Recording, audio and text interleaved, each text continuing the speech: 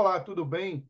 Nós vamos começar uma série de vídeos, de conversas, de aprofundamento sobre alguns temas que são interessantes na minha área. Se você não me conhece, eu sou Glaucio Nascimento, ginecologista, obstetra e especialista em medicina fetal. Eu realmente gosto muito de trabalhar na área de perinatologia, tudo que envolva a mãe e o bebê, como também na saúde integral da mulher, aquela que considera a mulher não um conjunto isolado de órgãos, mas uma pessoa com suas características, né, com seu corpo físico, seu corpo mental, espiritual e, na verdade, partindo dessa hipótese, né, dessa condição da saúde integral da mulher, nós precisamos sim também falar sobre a questão do desenvolvimento humano. Então, o desenvolvimento humano, ele também é obtido através de informações adequadas. Nós, aqui em Pernambuco, já estamos enfrentando a febre da Oropush, né, em alguns casos, e nós vamos falar sobre esse primeiro tema, e nós precisamos agir de maneira diferente a partir da educação continuada, a partir das orientações adequadas, nós enfrentaremos essa, essa febre do Oropuxa, essa doença do Oropuxa, de uma maneira mais assertiva. Então, isso também é trabalhar com o desenvolvimento humano. Já trabalhamos com isso na época da Zika, da dengue e chikungunya, né? Dessas arboviroses, e nós vamos trabalhar agora. E aí nós vamos passar justamente sobre esse primeiro tema aí que eu quero conversar com vocês, que é exatamente a questão desses artigos, de notas técnicas que nós iremos discutir, dos estudos avançados, tanto em ginecologia como obstetrícia, em medicina fetal, como na saúde perinatal, na saúde pública e no desenvolvimento humano. Em particular, os próximos vídeos farão realmente parte de um assunto importante que é a Oropush. A gente vai chegar a falar sobre a Oropush e gravidez para que você entenda o que realmente você precisa saber e, em particular, nesse primeiro momento, nós precisamos falar inicialmente dessa nota técnica. Veja, essa nota técnica foi de 23 de fevereiro de 2024, que é justamente orientações para a vigilância da febre do Oropuxo. Então, a coordenação de vigilância das arboviroses do Ministério da Saúde lançou essa nota para que fosse difundida em todas as secretarias estaduais de saúde do Brasil. Então, nós vamos discutir um pouco essa nota técnica. Pode ser que seja um pouquinho complicadinho no começo, porque nós iremos ter que ler a nota técnica em quase que na sua totalidade, mas nós vamos aprender em conjunto sobre esse importante tema, que é a febre de Oropouche. Então, em primeiro lugar, os aspectos epidemiológicos. A febre de Oropouche é uma doença causada por um arbovírus, que a arbovirose é um vírus que é transmitido por artrópodes, do gênero Ortobuniavírus, da família Peribuniaviridae. O ortobuniavírus oropouchense, que é o orov, a gente vai falar ortobuniavírus oropouchense, a gente vai falar orov.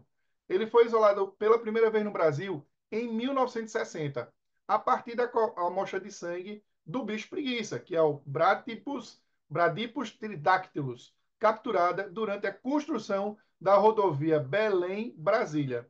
Desde então, casos isolados foram relatados no Brasil, principalmente nos estados da região amazônica. Também já foram relatados os casos e surtos em outros países da América, como da América Central e do Sul, como Panamá, Argentina, Bolívia, Equador, Peru e até mesmo a Venezuela. Como aspectos epidemiológicos, precisamos saber que existem dois ciclos: o ciclo silvestre e o ciclo urbano. No ciclo silvestre, os bichos preguiças e os primatas não humanos, eles atuam como hospedeiros.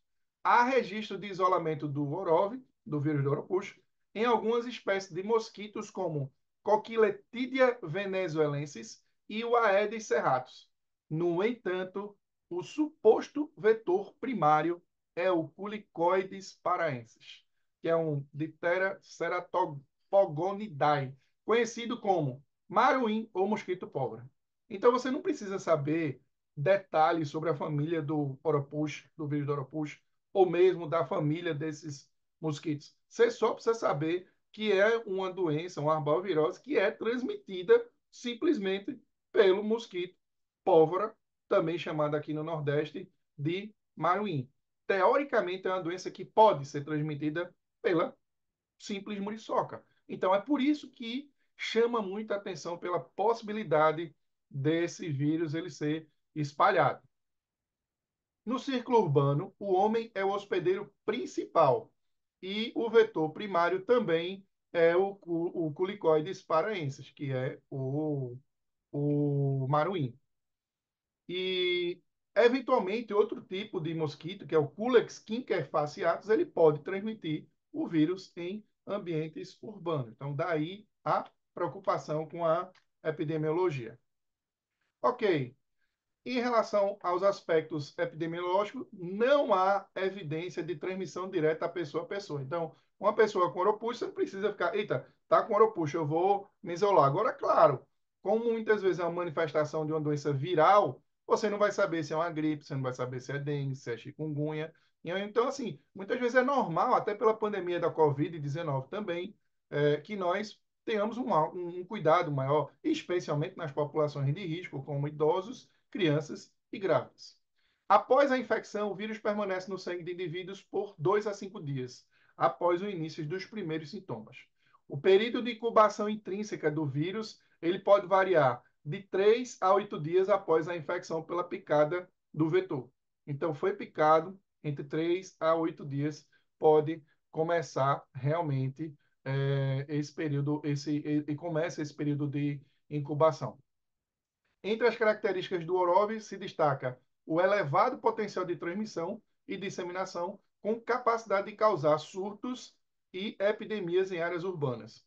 E não há vacina e nem tratamento específico disponíveis. Então, é um vírus que começou em 1960, que até hoje não teve sinal de espalhamento para outras regiões do país que não a região amazônica.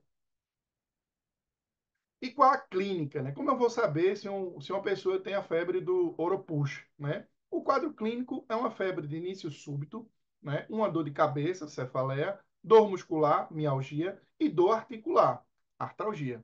Ou seja, chikungunya é assim, dengue às vezes é assim, muitos quadros virais são assim, Covid também é assim. Então fica difícil a gente separar pela parte clínica. E outros sintomas que são comuns a outros quadros virais, como tontura, dor retroocular, calafrio, fotofobia, ou seja, dificuldade de ver o claro, náuseas, vontade de vomitar e os vômitos que também são relatados. Alguns casos com acometimento do sistema nervoso central, veja, meningite asséptica, meningoencefalite, especialmente em pacientes imunocomprometidos e com manifestações hemorrágicas, podem acontecer. Então, veja, né? Acometimento do sistema nervoso e do sistema de coagulação. E o sistema de coagulação vai simular a dengue hemorrágica, por exemplo. Parte dos pacientes, em cerca de 60%, de acordo com os estudos, pode apresentar recidiva. Então, não significa que você teve, que você não vai ter. Você pode ter em 60% dos casos. Com manifestação dos mesmos sintomas, ou apenas febre, cefaleia e mialgia, 1 a 2 semanas a partir das manifestações iniciais. Por isso que é importante combater o vetor. Os sintomas duram de 2 a 7 dias, com evolução benigna e sem sequela, mesmo nos casos mais graves. Aqui, nessa nota técnica, como a gente já viu, foi de fevereiro de 2024, não há relatos de óbitos associados à infecção pelo vírus do Oropouche até então. Então, como eu já falei, mais sobre aspectos clínicos, vai se apresentar semelhança clínica com os quadros febris inespecíficos de outras arboviroses, como dengue, chikungunya, febre amarela, embora os aspectos epidemiológicos dessas arboviroses sejam distintos. Ninguém vai desconfiar de febre amarela aqui no Recife, por exemplo. Há relatos de casos de febre do Oropouche durante o curso de epidemias de dengue, quando o diagnóstico é dificultado pelo desconhecimento sobre a doença, pela semelhança entre os quadros clínicos de ambas as doenças e pela elevada proporção de casos confirmados para dengue por critério clínico e epidemiológico. não existe o tratamento específico, o tratamento ele é sintomático, os pacientes devem permanecer em repouso e com, como eu já falei, acompanhamento médico e medicações sintomáticas para dor, para febre. Bom, e por que que é importante a gente falar sobre essa febre de Oropouche? Veja, a partir de 2023, a detecção de casos de febre de Oropouche nos estados da região amazônica, que são considerados endêmicos, aumentou em decorrência da descentralização do diagnóstico biomolecular dos laboratórios centrais, lá saindo do país, que foi promovido pela Coordenação Geral dos Laboratórios de Saúde Pública do Ministério da Saúde. E aí, a adoção de estratégia laboratorial sentinela na busca de casos de febre do maiaro e de febre de oropus a partir de amostras negativas para dengue, chikungunya e zika, tem sido adotada pelo LACEN no sentido de identificar a circulação de outros patógenos que podem estar associados aos eventos notificados que não reúnem evidências de infecção pelos arborvírus transmitidos pelo Aedes aegypti. Então, eu fico imaginando, por exemplo, na Bahia, que você teve muitos casos de dengue, como aqui em Pernambuco nós também tivemos. De repente, você vai, faz uma amostragem para saber se realmente você tinha dengue, zika ou até chikungunya, vê que essas amostras são negativas e aí começa a se suspeitar de outras arboviroses, como foi a febre do maiário e a febre de ouro push. Então, acredito que começou a partir daí. Então, convém destacar que a abordagem sentinela foi uma estratégia que representa, uma vez que os casos suspeitos, principalmente de dengue, têm sido diagnosticados como febre de ouro push, que eu acabei de falar.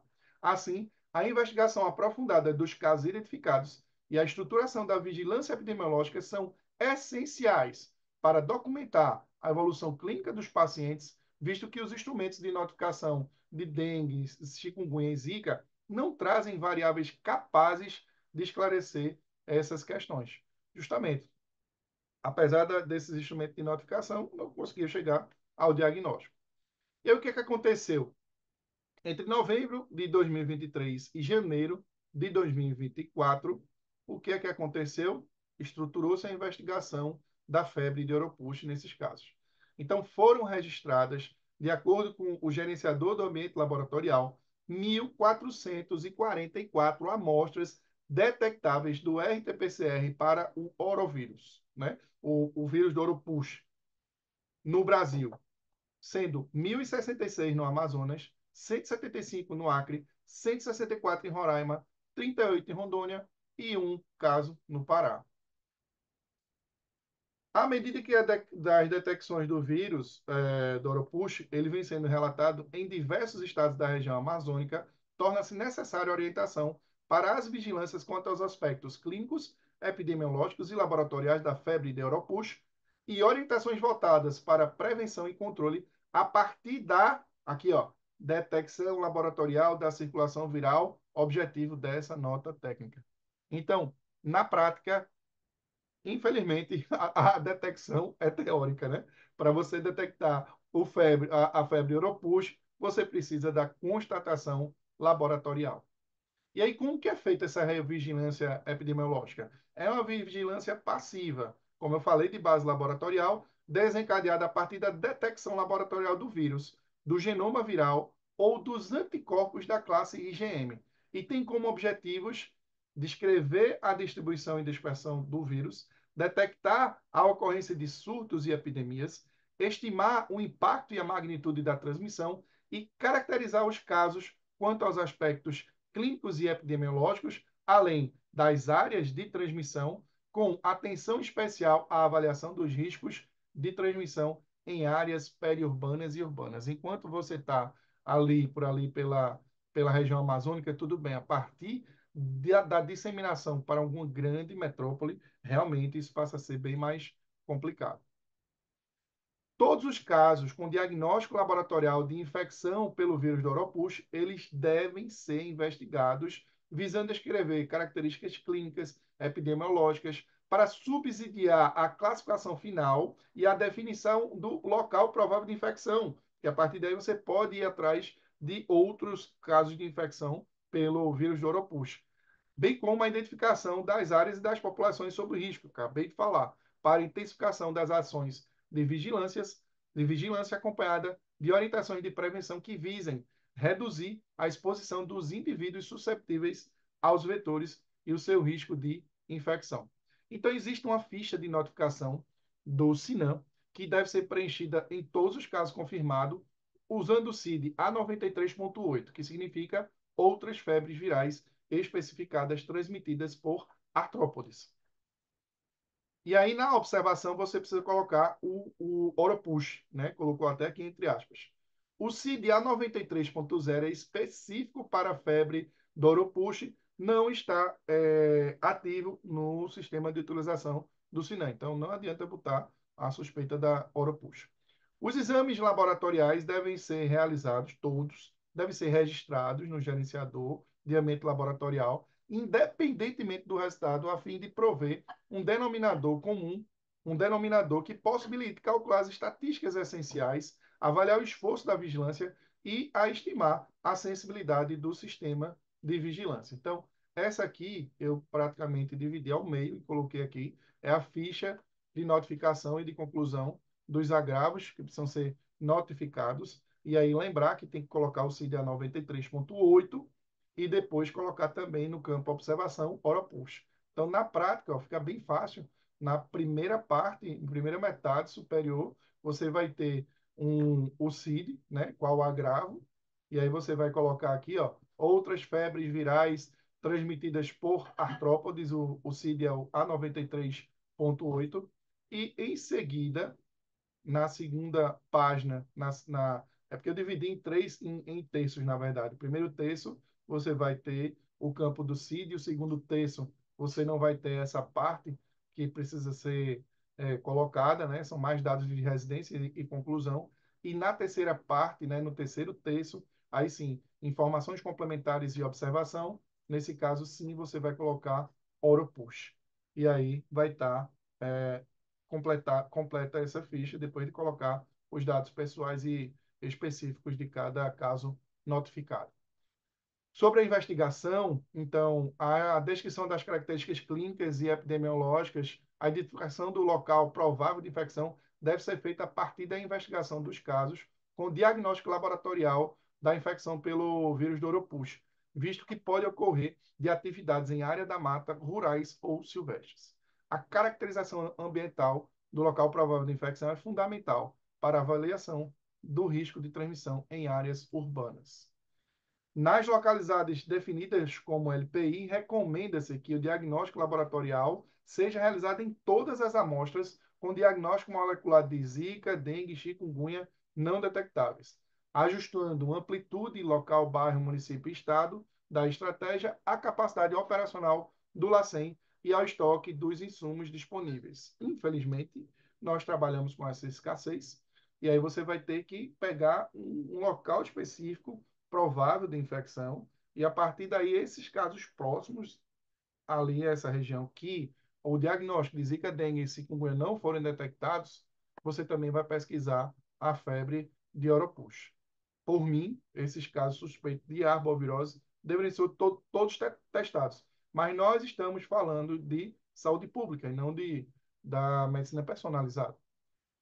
Outras estratégias de identificação de casos podem ser estabelecidas por meio de inquéritos epidemiológicos, desde que planejadas entre todos os atores, que são vigilância epidemiológica e laboratório de saúde pública, além de esferas de gestão. Secretaria Municipal de Saúde, Secretaria Estadual e Ministério da Saúde. Colocaria também a saúde suplementar, que ela deve ser incluída nesses casos também. Ok, diante do diagnóstico laboratorial de infecção do orovírus, né, do vírus do Oropuxo, o que é que você deve fazer? Informar todas as esferas da gestão do SUS sobre a ocorrência de casos pela via mais rápida, e-mail ou telefone, e notificar os casos por meio da ficha de notificação e conclusão. Realizar a investigação epidemiológica dos casos para identificação da LPI e descrição das características clínicas epidemiológicas, seja dos sintomas, dos exames laboratoriais, e o histórico de deslocamento, de exposição, ou mesmo de caracterização ambiental do local do provável da infecção, né? ou se ele é urbano, periurbano, rural, silvestre, enfim, é isso. E verificar a presença de animais como primatas não humanos, aves silvestres e xenatras, são os bichos preguiça, tamanduás e tatus, mortos ou doentes. Realizar a notificação da ficha de notificação barra investigação de epizootias e via plataforma Sigel. E aqui tem essa plataforma, mas é uma plataforma específica, não da parte da saúde humana, né? Pelo menos eu acredito que seja desse jeito, senão vai ser muita papelada para resolver essa investigação. E provavelmente isso é mais com a vigilância epidemiológica, vigilância sanitária.